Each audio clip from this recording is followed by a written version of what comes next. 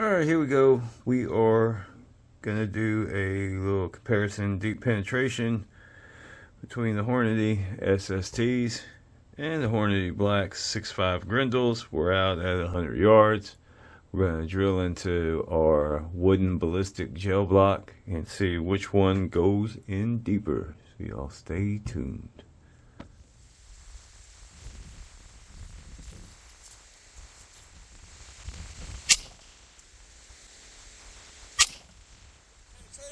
Between Hornady SSTs and Hornady ELDs. Deep penetration.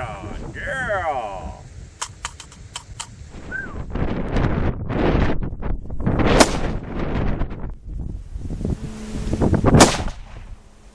Alright, here we go.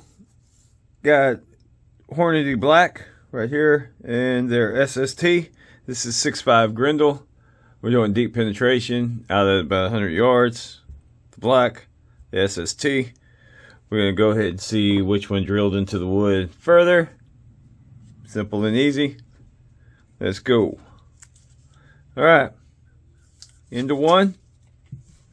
Wow, look at that destruction going on there. That's nutty. 1, 2. Wow, man, we are chopping this wood up. Look at that. That is crazy.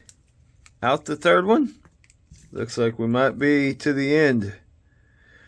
That is definitely the Hornady Black right there, sitting on the first one. SST is in the bag, in the box. So we got 1, 2, 3. All right, that is definitely not going to be a complete pass-through from what it looks like, because it's yeah, we got it in, lodged out. It was probably lodged in. The second one came in and broke it free. That is some fascinating holes right there. All right, here we go. Got it out of the wood. And just give y'all some numbers, a quick rundown. We got 123 grain on each. We're left with 62.6 and 52. The spreads are 62 and 42 on the diameter. Top to bottom is 0.30 or 30,